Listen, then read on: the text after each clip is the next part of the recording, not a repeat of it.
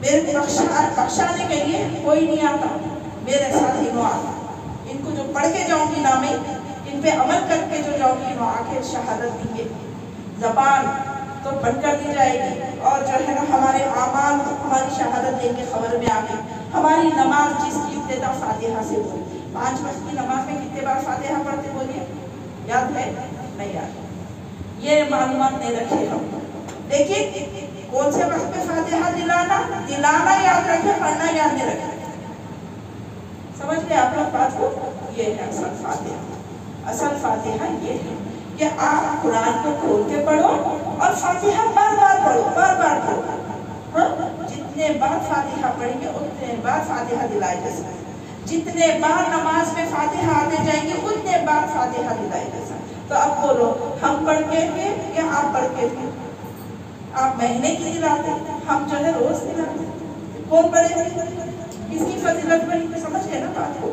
تو یہ ہے اصل فاتحہ۔ تو ہم جب قرآن میں ترجمہ تفسیر جھانکیں گے، پڑھیں گے، تبھی ہماری زندگی ہوگی۔ اب ایک بچہ اکیلا آ گیا، یعنی آدم علیہ السلام کو تو خیر اللہ رحمائی فرما دیا، جبرائیل علیہ السلام کے ذریعے بھیجتے گیا، تو اللہ یہ کیا کیسا کروں، میں کھاؤں کیسا؟ یہ کلاڑی آئی جنت سے، سفر آیا جنت سے، یعنی کچھ چند چیزیں ان کے جو کھانے کے سامان ہے نا اس کی چیزیں جنت سے آئی، جنت کے میوے نہیں اتر گئے، بین جاؤ گے، کھیتی کرو، یہ سکھایا گیا، کیسا کرنا سکھائے۔ تو یہ الگ چیز ہے، ٹھیک ہے، یہ ایک الگ موضوع ہے، ہم اس پر جائیں گے پھر وہ لمبا ہو جائے۔ تو اب ہم آئیں گے پھر فاتحہ پہ۔ اب آپ اکیلے تصور کیجیے، آپ اکیلے دنیا میں پیدا ہو گئے، اب آپ بول رہے ہیں میں کیسا زندگی جیوں؟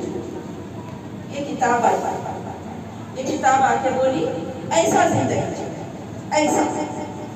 یہ ایسا زندگی جیو، یعنی ایک آیت میں آپ کو طریقے بتائے گئے زندگی جینے کے۔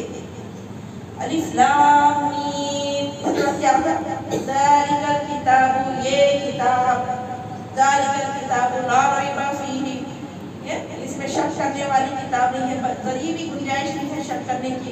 ہدی للمتقین ہو رہی ہے، جو ہدی للمتقین ہے نا، اس میں بتا رہے ہیں کہ یہ پرہیزگاروں کی کتاب ہے، پرہیزگاروں کے لیے ہدایت دیتی ہے، ہدایت اور رہنمائی کرتی ہے کتاب، آپ کو راستہ بھی دکھاتی اور رہنمائی بھی کرتی ہے کتاب، یعنی کیسا جینا، کیسا مرنا، کیسا کھانا، کیسا پینا، کیسا سونا، کیسا رہنا، جائز ناجائز۔